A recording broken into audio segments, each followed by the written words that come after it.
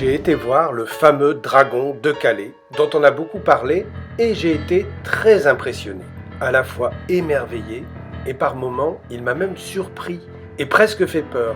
Il est si vivant. Il respire, il grogne, il crache de la buée, et il est tout en mouvement.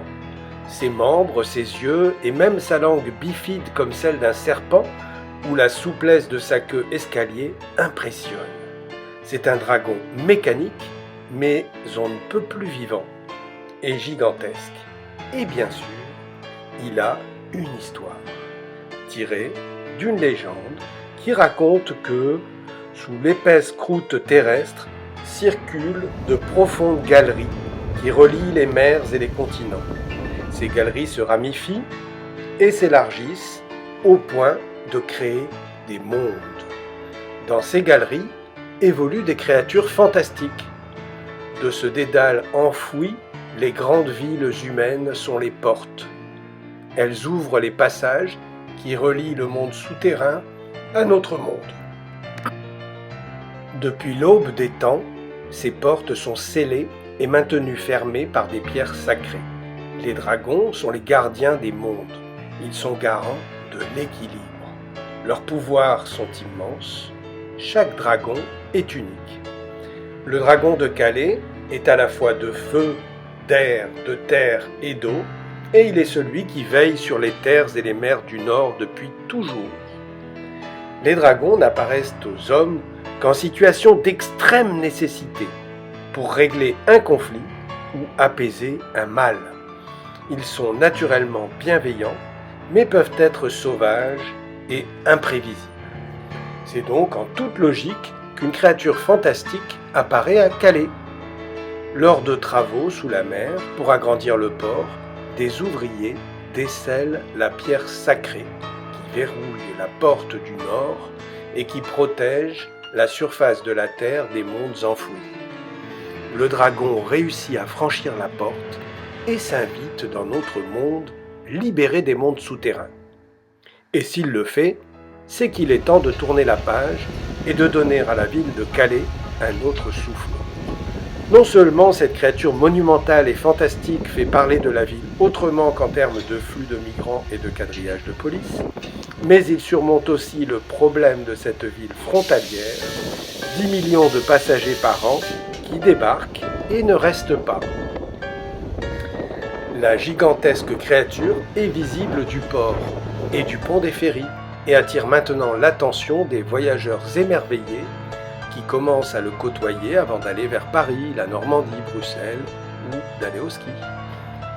Mais qui est véritablement ce dragon ? Il va falloir s'habituer à ses cris, improbable mélange de baleines, de brontosaures et de pythons, et à toute sa palette d'expressions qui nous touche, la compassion, la peur, la gentillesse, la surprise, la curiosité ou la colère. Il est bien plus qu'une attraction. Cette bête géante est à la croisée de plusieurs mondes, mécanique, électrique, hydraulique, scénographique, public, fantastique. François de la Rosière a construit ce dragon des mers en s'inspirant de la nature et en lâchant la bride à son imagination. Dans tous les domaines du design et en art visuel, les plasticiens ont souvent perçu les ressources et les prouesses que la nature a mises en œuvre. On le perçoit bien dans le biomorphisme et dans le biomimétisme. Vinci disait déjà « Prends tes leçons dans la nature, c'est là qu'est notre futur ». Et 500 ans après, tout lui donne raison. Avec toute son équipe sur l'île de la Cité des Machines, à Nantes, François de la Rosière va faire de ce dragon un assemblage très symbolique de créatures. La créature semble sans âge et hors norme.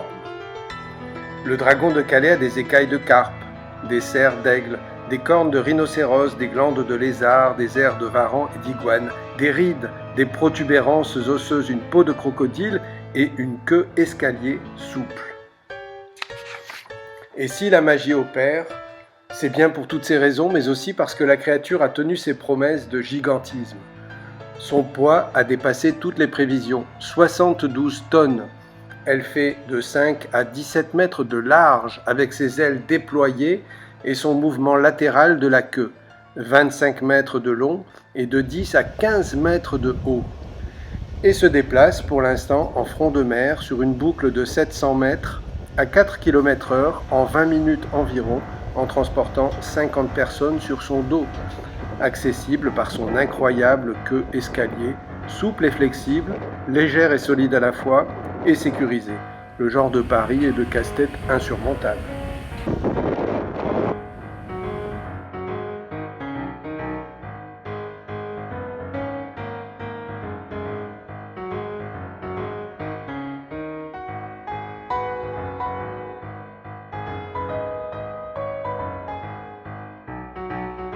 Piloté par 8 ambassadeurs dragonniers chargés d'interaction avec le public. Ces pilotes sont soumis à une multitude de contraintes inhabituelles et à une signalétique inappropriée pour l'instant. Pour donner vie et personnalité à la bête fantastique, le squelette est d'acier et les planches d'akoyas empilées et de bois sculptés pour reconstituer les stigmates des terribles combats du dragon et pour lui donner cette notion de temps millénaire. 650 mètres carrés de surface peinte en 9 couches de tons inspirés de sable, du sable et de la mer, et 11 couches de vernis, le tout à la main, au pinceau, à la brosse ou à l'éponge, et par étapes, morceau par morceau, tout en veillant à la cohérence générale. Et puis, un système hydraulique d'une rare complexité de tuyaux qui correspondent à une commande et à un mouvement. Par exemple, 22 fonctions juste pour le cou, et 31 rien que pour la queue.